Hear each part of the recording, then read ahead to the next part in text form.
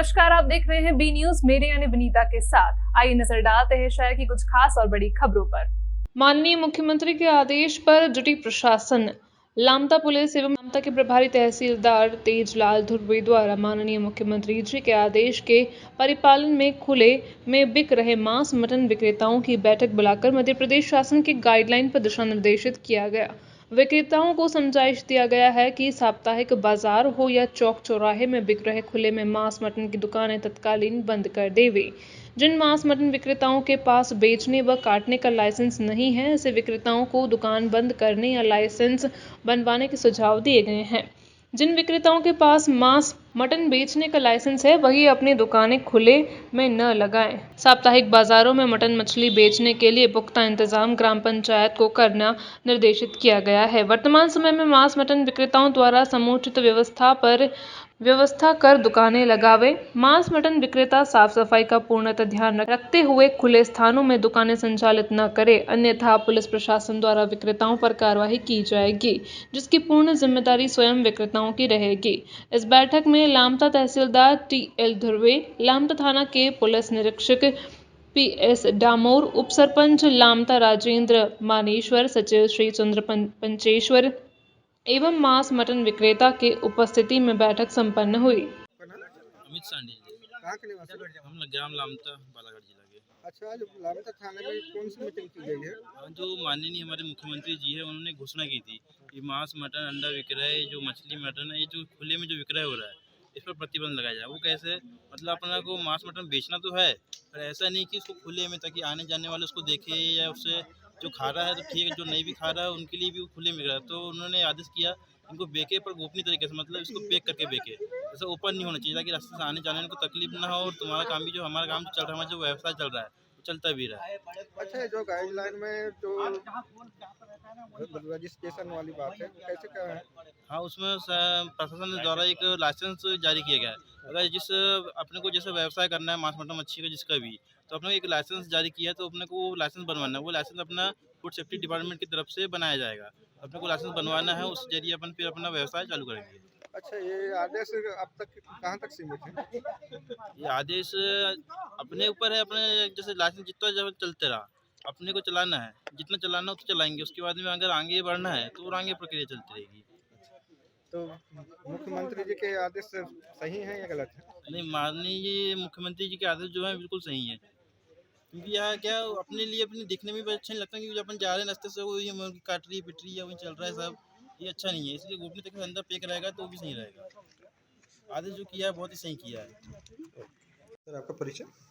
तेजलाल धुर्वे, तहसीलदार लामता। अच्छा, जो लामता थाने में जो मीटिंग ली गई थी मांस मदिरा को लेकर, उस संबंध में जानकारी। जी, क्या है, अभी मध्य प्रदेश शासन के द्वारा खुले में मांस विक्रय पर प्रतिबंधित किया गया है। उसी के तहत हम लोगों ने जो मांस विक्रय करने का काम जो करते थे, उनको बुला करके इस बात के लिए आदेश किया है कि खुले में किसी भी प्रकार से मांस विक्रय न किया जाए, और जिसके पास लाइसेंस नहीं है वो लाइसेंस के लिए आवेदन कर सकता है। अच्छा सर, ये मांस फिर कैसा बिक पाएगा? नहीं तो वह जो गाइडलाइन है, जिसके तहत में उसको बंद करके कमरे में ही विक्रय किया जाना है, तो इस तरह से, और उसको नष्ट भी करना है, तो वो तो गाइडलाइन है। गाइडलाइन के आधार पर हमको जो है पालन कराना है, और उनको भी पालन करना है।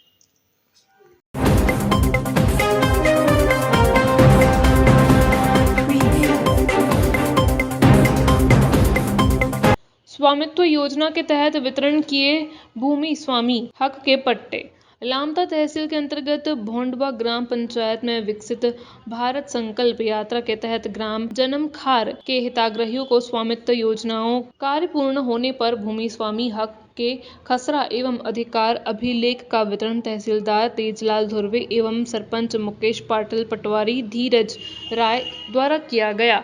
इस मौके पर तहसीलदार धुर्वे जी द्वारा बताया गया कि विकसित भारत संकल्प यात्रा के दौरान हर पंचायत में कैंप लगाकर लोगों तक शासन की योजनाएं पहुंचाने का कार्य किया जा रहा है।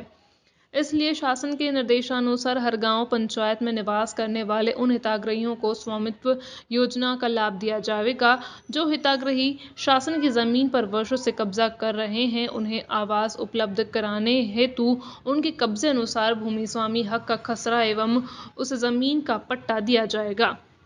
तहसीलदार लामता टीएल ध्रुवे, सरपंच ग्राम पंचायत बोंडवा मुकेश पाटिल, उप सरपंच जयपाल मशकोले द्वारा जन्मखार रैयत के 4 हितग्राहियों में शिवराम कंगाली, दशरथ उइके, नेहा बाई, कचरी बाई को भूमि स्वामी हक का पट्टा वितरण किया गया। इस अवसर पर ग्राम पंचायत बोंडवा के सरपंच मुकेश पाटिल, उप सरपंच जयपाल मशकोले, टीएल ध्रुवे, तहसीलदार लामता, हल्का पटवारी लामता भोंडवा, धीरज राय भोंडवा, कोटवार, समस्त बोंडवा पंचायत के प्रतिनिधि, गणमान्य नागरिक एवं लाभार्थी भी उपस्थित थे। स्वामित्व योजनाओं के पट्टे वितरण किए गए। आपका परिचय? मुकेश पाटिल, भोंडवा सरपंच। अच्छा, आज ग्राम पंचायत में कौन से पट्टे वितरण किए गए? विकसित भारत के तहत स्वामित्व योजना के पट्टे दिए गए हैं। ग्राम जन्मखार रैयत माल जो आता है, कितने हितग्राहियों को वितरण किया गया? 4 हितग्राही हैं अच्छा। और 5 लोगों को चिन्हित करके रखा गया है, उनको भविष्य में और दिया जाएगा पट्टा। अच्छा, ये ग्राम पंचायत के अंतर्गत आते जन्मखार? जी। अच्छा, कौन समाज के हैं वो लोग? आदिवासी समाज। ऐसा पूरे ग्राम पंचायत में पट्टा वितरण किया जाएगा? जी, पूरे ग्राम पंचायत में।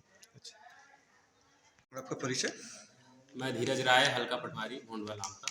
अच्छा, आज कौन सा कार्यक्रम ग्राम पंचायत भोंडवा आज में? विकसित भारत संकल्प यात्रा के तहत स्वामित्व योजना के तहत जो कार्य पूर्ण गाँव के कार्य पूर्ण कर लिए गए हैं, उनके पट्टों का वितरण किया गया है, जिसके तहत आज ग्राम जन्मखार रैयत के 4 लोग शिवराम कंगाले, दशरथ उइके, नेहा और कचरी बाई, इनको जो है तहसीलदार महोदय और ग्राम भोंडवा के सरपंच मुकेश पाटिल के हाथों हम लोगों ने आज पट्टों का वितरण करवाया है। अच्छा, ऐसे कितने पट्टे वितरण किया जाएगा?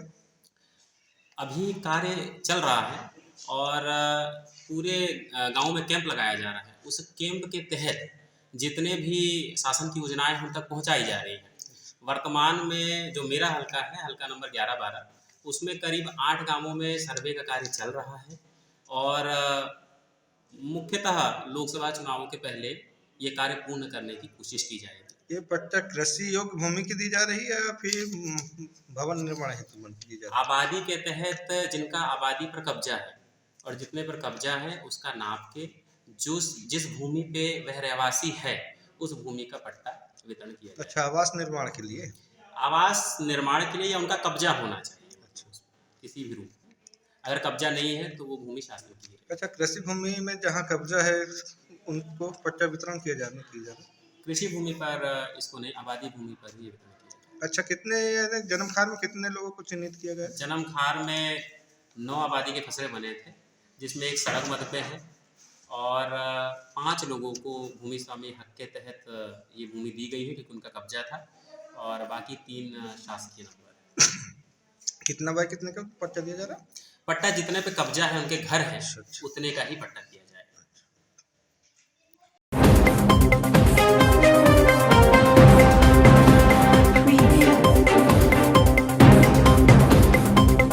संगीत में श्री भागवत ज्ञान यज्ञ सप्ताह हुआ संपन्न। लामता तहसील के नरसिंह ग्राम में ऊंची पहाड़ी पर विराजमान भगवान नरसिंह मंदिर के मेला प्रांगण में कोचीवाड़ा निवासी गणपत सिरसाठे के परिवार द्वारा अपने स्वर्गीय माता पिता के स्मृति में श्रीमद् भागवत पुराण सप्ताह ज्ञान यज्ञ का आयोजन दिनांक 12 दिसंबर 2023 से प्रारंभ किया गया, जो आज दिनांक को हवन पूजन कर विशाल भंडारा कर कार्यक्रम का समापन किया गया। क्षेत्रीय जनता पूरे 7 दिवसीय कथा सुनकर अपने जीवन में लाभ अर्जित कर धन्य हुए। संगीत में श्री भगवत ज्ञान गंगा सप्ताह का आयोजन 12 दिसंबर से 19 दिसंबर 2023 तक व्यासपीठ के पंडित केशव जी महाराज श्रीधाम वृंदावन के मुखारविंद से दोपहर 12 बजे से 4 बजे तक किया गया। पंडित केशव जी महाराज द्वारा 7 दिन कथा वाचन कर भगवत गीता के सार को बताया गया। कथा में श्री कृष्ण लीला, रुक्मणी विवाह, सुदामा चरित्र एवं भगवत गीता से जुड़े कथा को सुनाया गया। भगवत पुराण ज्ञान यज्ञ के आयोजक मुख्य यजमान गणपत सिरसाठे श्रीमती सुशीला सिरसाठे अपने सहपरिवार के सहयोग से अपने माता पिता के पुण्यतिथि के शुभावसर में श्रीमद् भगवत सप्ताह ज्ञान यज्ञ आयोजन किया गया, जिसका लाभ सर्व धर्म प्रेमियों बंधुओं ने कथा श्रवण कर अपने जीवन में लाभ अर्जित किया। गणपत सिरसाठे ने बताया कि मेरा जन्म स्थल ग्राम कोचेवाड़ा है। वर्तमान समय में जबलपुर में निवास करता हूँ। मेरे प्रेरणा स्रोत द्वारा बताया अनुसार मैं अपने स्वर्गीय माता पिता के स्मृति में श्रीमद् भागवत पुराण ज्ञान यज्ञ करा करके अपने स्वर्गीय माता पिता के अंतरात्म को शांति एवं अपने सिरसाठे परिवार को सुखमय बनाने हेतु आयोजन किया। गणपत सिरसाठे ने कहा। पंडित केशव जी महाराज ने बताया कि मेरे यजमान श्री गणपत सिरसाठे के द्वारा मुझे भगवत पुराण ज्ञान यज्ञ करने का अवसर दिया गया, जो 7 दिन नरसिंगा ग्राम के नरसिंह मंदिर के प्रांगण में मेरे द्वारा कथा का वचन किया गया। मैं इस भूमि में भगवत पुराण ज्ञान यज्ञ करके धन्य हुआ। सर आपका परिचय? मैं गणपत सिरसाठे। मेरा जन्मभूमि कोचेवाड़ा कुमार टोला का है। मैं अपने माता पिता के नाम से भागवत पुराण का कथा नरसिंह भगवान के प्रांगण में करवाया हूँ। अच्छा, ये भागवत पुराण कराने का तात्पर्य क्या? मेरे माता पिता स्वर्गीय माता पिता के नाम से। अच्छा, इनका स्वर्गवास कब हुआ है? इनका स्वर्गवास तो कितना एक माता जी तो अभी 3 साल पहले हुई है। अच्छा, उनके पुण्यतिथि में करा रहे हाँ, हैं। उनके पुण्यतिथि में करवा रहे हैं। तो वर्तमान आपका निवास कहाँ? वर्तमान निवास जबलपुर में। तो उनके पुण्यतिथि में आप भागवत पुराण जी करा रहे हैं। जी। परिचय? पंडित केशव जी महाराज, श्रीधाम वृंदावन। अच्छा, यहाँ जो ज्ञान यज्ञ किया जा रहा है जी, किसके तारतम्य में किया जा रहा है? ये हमारे जो गणपत सिरसाठे जी गणपत भैया का परिवार है, उनके द्वारा ये दिव्य भागवत का ज्ञान यज्ञ चल रहा है। अच्छा, कब से शुरू हुआ है, कब तक के चलेंगे? ये 12 दिसंबर से प्रारंभ हुआ है और 18 दिसंबर तक चलेगा। अच्छा, किस तारतम्य में यज्ञ कराया जा रहा है? ये उन्होंने अपने माता पिता की पूर्वजों की स्मृति हेतु नरसिंह भगवान की कृपा के लिए नरसिंह भगवान के चरणों में ये दिव्य महोत्सव रखा है भागवत का, और ये यज्ञ चल रहा है। ये आज समापन है। हाँ जी। आपका परिचय? मैं पंडित सचिन चौबे, श्रीराम वृंदावन से पूज्य महाराज श्री पंडित केशव जी महाराज के शिष्य। हम सभी भक्तगण श्रीराम वृंदावन से पधारे हुए हैं। आपके नगर, आपके ग्राम नरसिंगा ग्राम के स्थित नरसिंह मंदिर के प्रांगण पर श्री गणपत सिरसाठे जी, जो भागवत कथा के यजमान है, अपने पिता श्री की होलिया साहब सिरसाठे की पुण्यतिथि पर भव्य और दिव्य रूप से श्रीमद् भागवत कथा का आयोजन कराया, जो कि सभी ग्रामवासियों ने, सभी परिवार वालों ने मिलकर यह कार्य को परिपूर्ण किया। और आज भागवत कथा का भव्य और दिव्य रूप से विशाल भंडारा है। उसके उपरांत हवन का कार्य चल रहा है। ये भागवत पुराण कब से चालू किया गया? ये भागवत पुराण चालू किया गया 12 दिसंबर से। आज अंतिम दिन। आज अंतिम दिवस है और भंडारा है, हवन का कार्य।